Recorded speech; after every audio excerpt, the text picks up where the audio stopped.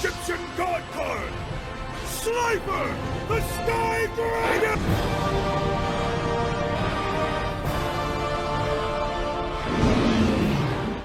Obelisk the Tormentor and the Winged Dragon of Ra!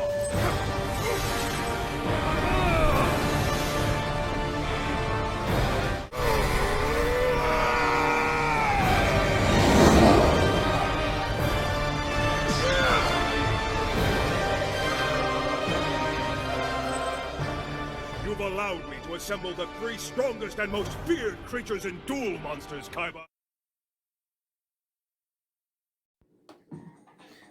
Hey guys, this is Maniac. Guys, I've been waiting a long time now. It's been, I think, 5 days since we had our last deck profile, and today I'm gonna presenting my personal deck profile from Seto Kaiba of the Pyramid of Light movie.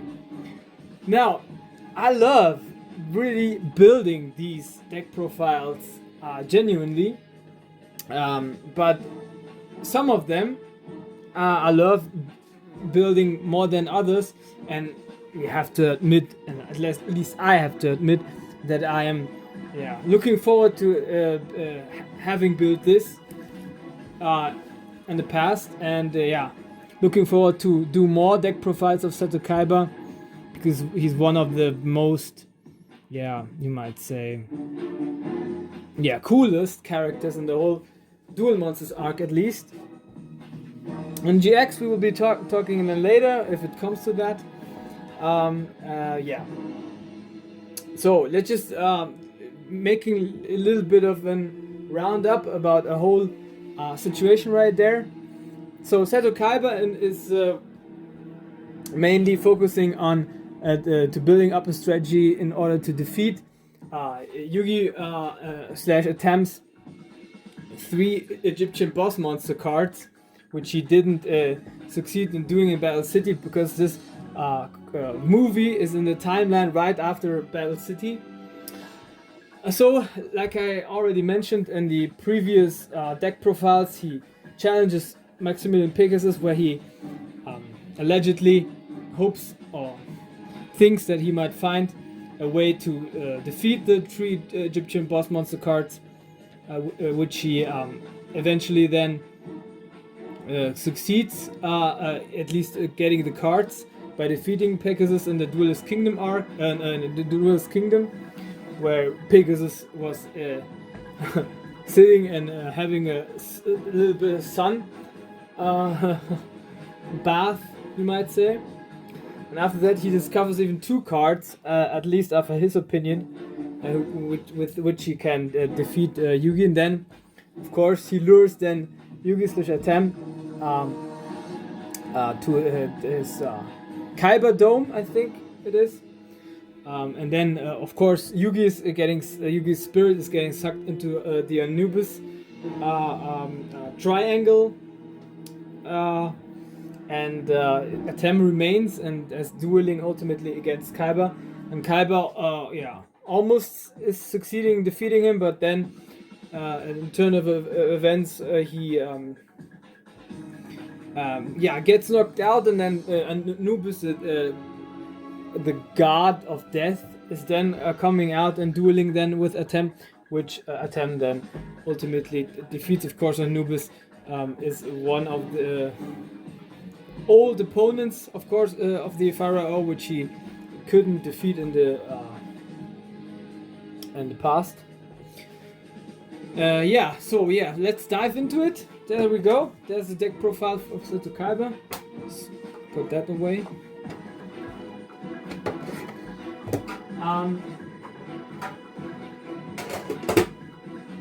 Well, like I already said, Seto Kaiba has in this specific arc a couple of monsters like Yugi slash Atem had, which he doesn't have in other eras. And then there's a signature card which he snatched from Maximilian Pegasus, as I already mentioned. But first off, we're coming to the monsters. like I said, these are not played out by him in other arcs, but you might say it's leaned on, like Ansagi the Dark Clown, but it's Peyton the Dark Clown. So Peyton the Dark Clown has dark attribute, 3 stars, spellcaster type monster with 500 attack and 1200 defense, and the effect works like that. If it's destroyed in center of graveyard, you can banish this card from the graveyard and then special summon another of this Peyton the Dark Clown from your deck onto the field. I think he had 2 of them, but I put it in as 3 of in there because it's very practical in order to keep your guards up, have your monsters on the field, and then maybe if a stronger monster of the opponent emerges, then you can still tribute one of them. Then he had Desperation Imp, a card which of course also is in many of the other arcs present. Desperation Imp, 4 star, dark attribute, a reptile flip effect with 1600 attack and 1800 defense. So his defense stats are not that bad for a good defensive lineup. So it could be attacked, flip face up, it's a fact. You target 1 card in your graveyard, shuffle it into the deck, so a good recycling effect as well, as also Peyton the Dark Clown has also, you might say. Or rather, I would call it a searcher. Yeah, and then you have still this card onto the field because with 1800 defense, most of the times your opponent is not breaking through directly, except for of course if he has a good board on the field. So there we go, this for Imp. Then oh my god, I don't know the English word for it. It's called, I think it's a knight. That's what I can say.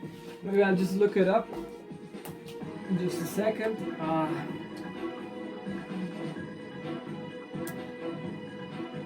Well, one of the very cards which are new to this arc, because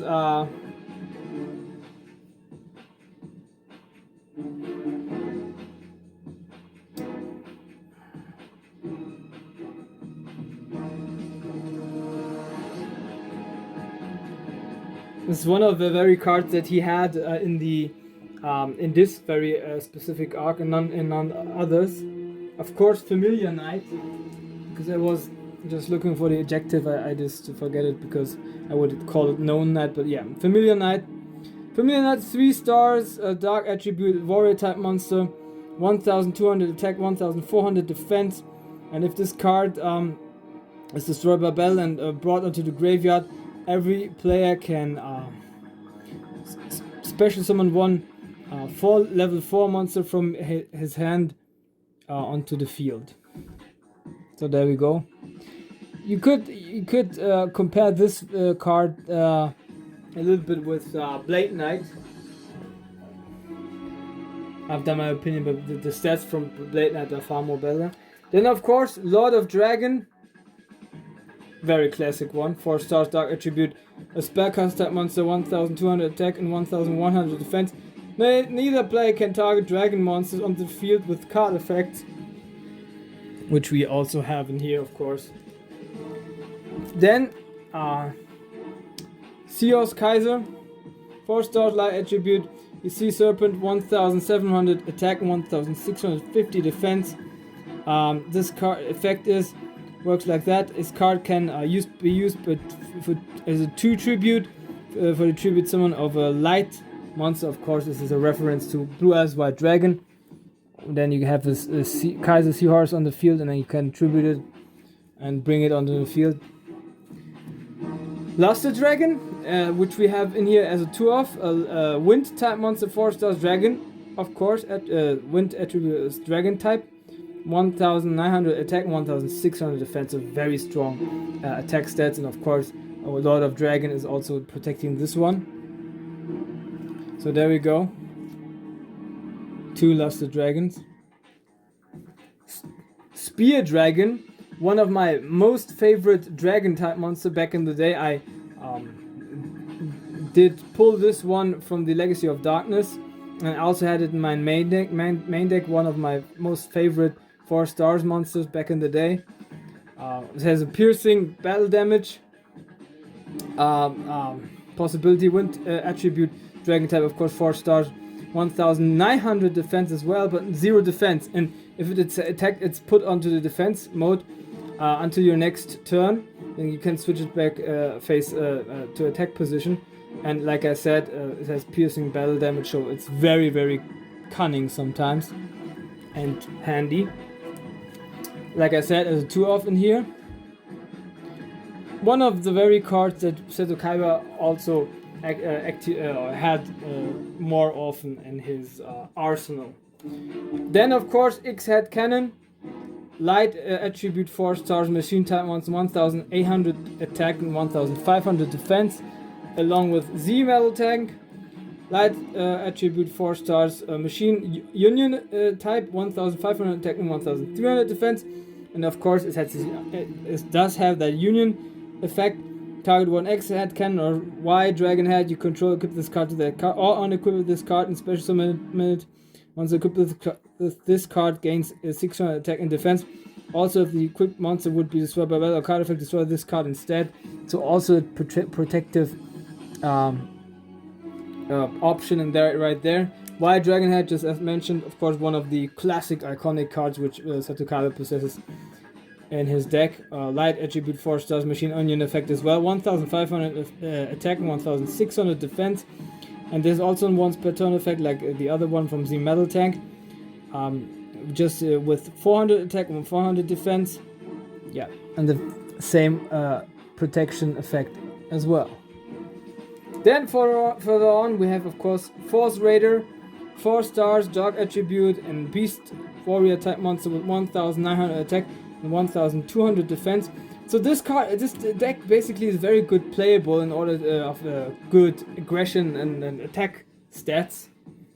Then we have, of course, the only ritual monster in this deck, which is, of course, Paladin of the White Dragon, light type monster, 4 stars, 1900 attack, 1200 defense. It's the Dark Dragon ritual card, and it has an effect. If you have to ritual summon this card with White Dragon ritual, and at the start of the damage step, if this card attacks a face down position monster, destroy that face down monster, and you contribute this card special to summon 1 Blue Eyes White Dragon from your hand or deck, but Blue Eyes White Dragon cannot attack for the rest of the turn. So a little downside right there, but still you can special summon it. So yeah, he did that in very many times. I think in the Orichalcos arc against Darts, for example, and I think he did it also in the movie, but I'm not sure. I think he did. Then Metal Dragon, which is also an exclusive card which just is brought along in this specific arc. It's a Dark attribute 4 stars and Dragon type monster as well, with 2400 attack and 1200 defense. So 4 stars and 2400 attack is very strong, but this card cannot be normal summoned or set, so we have to like get rid of it in kind of ways, maybe discard it by Graceful Charity or something like that, and then we can maybe special summon it with Monster Reborn. So it has this downside, but still is a dragon type monster, and this very deck profile has many dragons, even for Seto Kaiba, because if you consider it in the normal deck profiles, Kaiba does possess a Spear Dragon, maybe a Paladin of White Dragon, and of course 3 Blue Eyes White Dragon, but he doesn't have that many Dragon type monsters in his deck. So we have here 4, 5, 6, and of course last but not least 3 Blue Eyes White Dragon. Of course, the powerful Blue Eyes White Dragon of Seto Kaiba. 8 stars, light attribute, of course, dragon type with 3002 attack and 2500 defense. And last but not least, he has the Blue Eyes Shining Dragon in here. Blue Eyes Shining Dragon is one of the 2 cards which he snatched from Pegasus um, after defeating him. This one has 10 stars in light attribute. Dragon type monster, of course, with 3000 attack and 2500 defense, so the same stats as Blue Eyes White Dragon, but with an effect. This card cannot be normal summoned or set. It must be special summoned from your hand by tributing one Blue Eyes Ultimate Dragon as tribute. It gets 300 attack for each Dragon type monster in your graveyard. If a card or effect has been activated, which targets this card,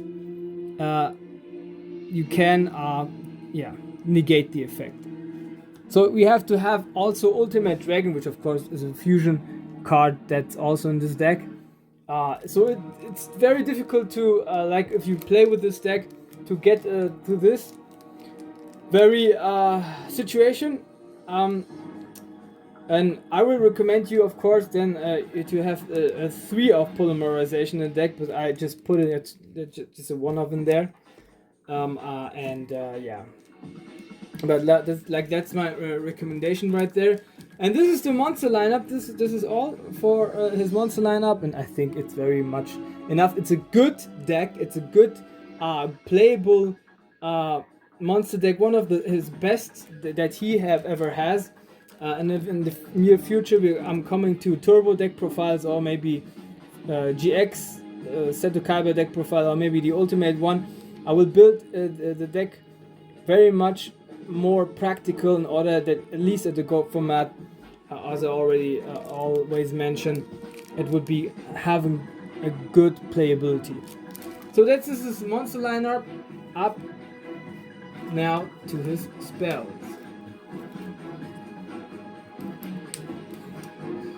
Now his spell lineup is very much very many cards from the normal arcs in there. Some which he has, some which he hasn't.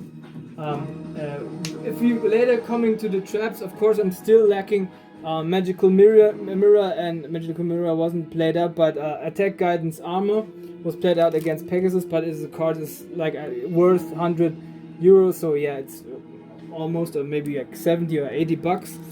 That's very much for me right now. So I'm having not these, just imagine them to be in here. Card of Demise as first lineup for spells. Of course, in the anime you might say it was overpowered, but I think in the TCG it's a little bit too underpowered, because in the anime it works like that. You can draw cards until you have 5 in your hands, and in 5 turns you have to get rid of all of your hand cards, which is very long, of course. My idea for this card would be you can draw until you have 5 cards, but then in the next round you discard all your hands, or next time it would still be very powerful, but not that overpowered like in the anime, because in the TCG it's like that. You can draw until you have 3 cards, and then you have your opponent doesn't get any damage for the rest of the turn, and then during the end phase you have to take discard your whole hand, and yeah, that's a one per turn attack. And if you activate this one, you cannot special summon. So for TCG it's very bad. In the GOAT format it would still work, but yeah, in the later formats it's pure trash, you might say. But still, I think that's a very iconic card, and I love the artwork on that one. As well as I still think this might work in the GOAT format. Pot of Greed, of course, to draw 2 cards. You have to have this one in the deck. Dimension Fusion, you can bring all of your banished cards from monsters from the graveyard, but you have to pay 2,000 life points first, and then you can special summon all of them that you have, as many as you have place left on the field. Dark Core, a card which I had in my deck as well back in the day, which was convenient here and there in order to maybe get rid of a strong opponent's monster. You have to discard 1 card, and then you can remove one of the monsters of your opponent from the field. and banish it. White Dragon Ritual, of course, in order to bring our Paladin of White Dragon onto the field. Nobleman of Crossout, yeah, in order to... One of the cards which I pulled back in the days, as well as nowadays, 1 year before, from the Pharaoh's Servant booster for the set. Not this one now, especially, but yeah. It works like that. I had it in my deck and was very handy in the Go format. It is handy because you have many set card monster cards, and you can remove them from play. A set monster card, cards from your opponent, and then if it's like maybe he has 2 or 3 of this very monster card, and you can also remove these very cards from your from the deck of your opponent from play. Yeah, like that. Megamorph, not Megamorph, of course, also a very good card. Equip spell card which, as long as your life points are lower than your opponent's, then you can equip it to a monster and then double the attack of the monster. Yeah, and then, but with the downside, if you have higher attack stats, then you have to half the attack of base attack of your monster.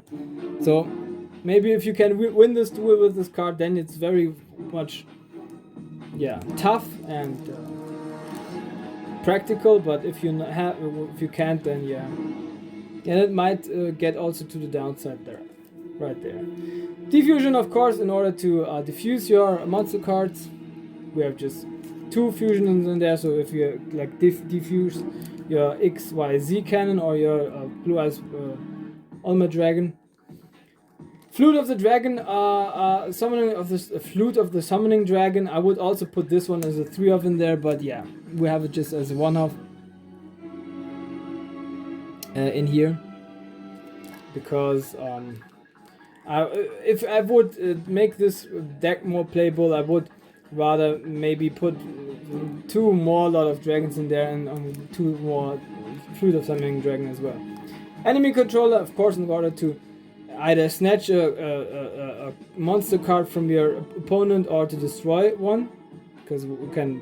It's a quick spell card, so you can even activate this card in the opponent's turn, of course. Soul Release, in order to bring about or banish 5 cards from the graveyard from your not only your opponent, but you can also take banish cards from your graveyard as well. Mystical Space Typhoon, for example, now if we have Megamorph and then we get to the downside because we have more attack stats, we could destroy it also with Mystical Space Typhoon, so yeah, also very handy in there. Cost down, guys, of course, in order to decrease the amount of stars by 2 on your monster cards. So maybe, for example, if you have 5 or 6 level monster, then you can just summon it without a tribute if you use this card before that very occasion. Like if you have Blue Eyes White Dragon, and you can, if you activate this, you can just put 1 tribute through instead of 2. Because its level sets are decreased from 8 to 6. Polymerization, as I already mentioned, of course, for the XYZ fusion. Normally, I think we don't need this one, but in the anime, but in the TCG we do need this. And as I already mentioned, I would put it as 3-of in there. But now I just a little bit. I did mix it a little bit up because I want to leave a little bit of space also because future GX Seto Kaiba or maybe turbo deck profiles, then I will make it more playable even than it is right now, because I think still this is a not bad playability right there, but it could be better. Monster Reborn, of course, as a stable, we special summon a monster from the graveyard. Yeah, this is up now. This is spell line up right there, and yeah, you're getting to the trap cards. and as I already told you and revealed right before, I don't possess actually the attack guide's armor because it's very much expensive still. So you might just imagine it's in there. Ring of Destruction, but he doesn't possess a ring of how is it called? Ring of Defense. You know what I mean. The spell card, the counter spell card, the vice versa spell card.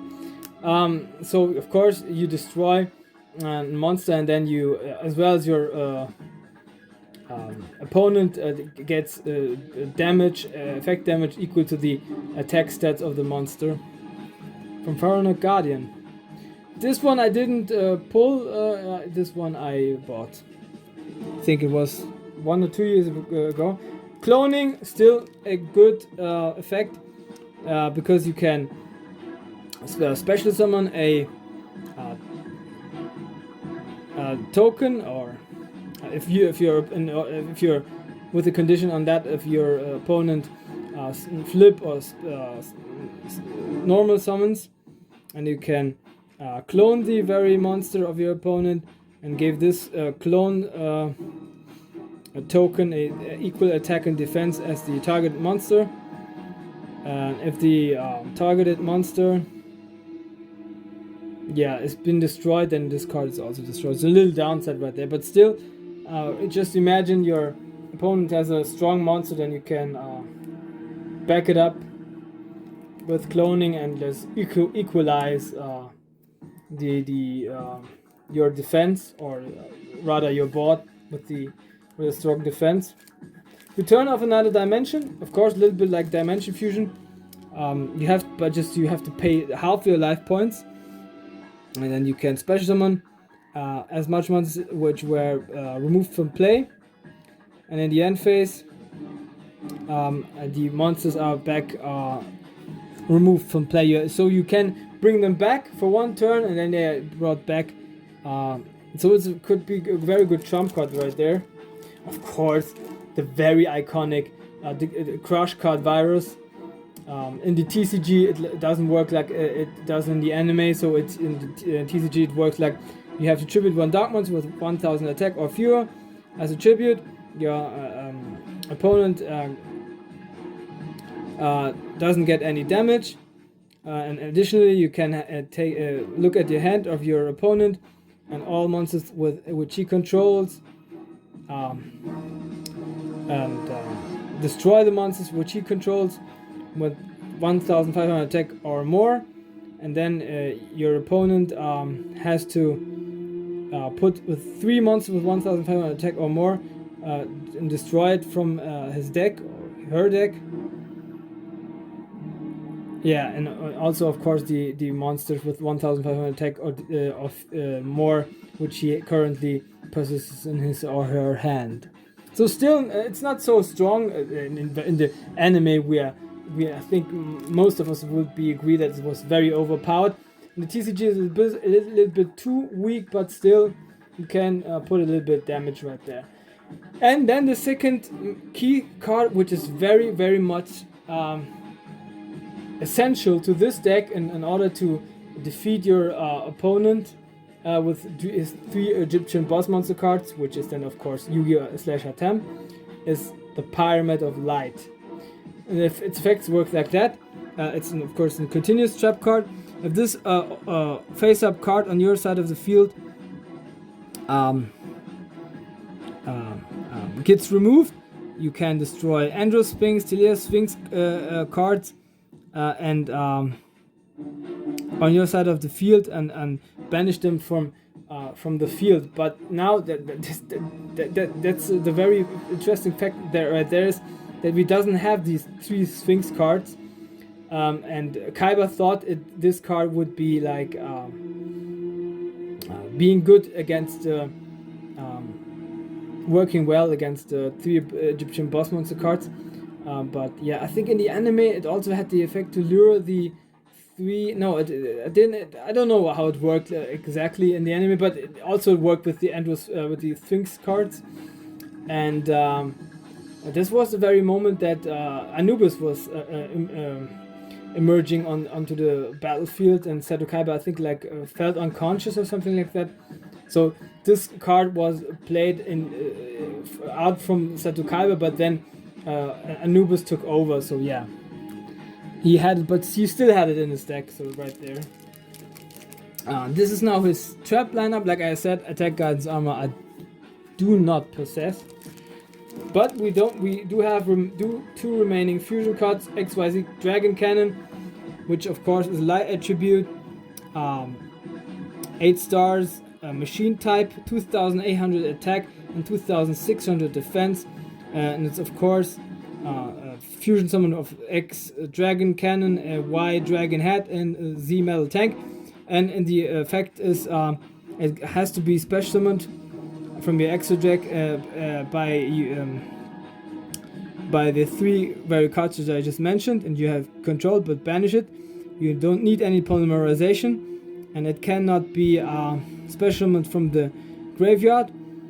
You can discard 1 card, and then you can choose 1 card on the field which your opponent controls. You destroy the very target then. And last but not least, his Blue Eyes Ultimate Dragon, of course, with I think 12 stars, light attribute, a dragon type monster from 3 Blue Eyes White Dragon with 4,500 attack and 3,800 defense, the very iconic ones. And there we go. That's all about it, guys. I hope you guys enjoyed it. Hit the like, hit the subscribe button, show me some love, guys. Tell me which specific card or character from this arc you like the most. What maybe criticize about my video in general, maybe in specific to the TCG erratas, or yeah, anime card effects as well. And then always, I wish you guys a very good evening, a good morning, a good day, good midday, afternoon, or maybe at night, whenever or wherever you might witness this very video. The next deck profile, which is coming up these days, will be the very one from Anubis, which I loved in very many ways to build, because also you have to be very creative in order to fill some great gaps in there. So that's what I love, of course, very much. And this is from me, yours, Life Maniac, for this day, and peace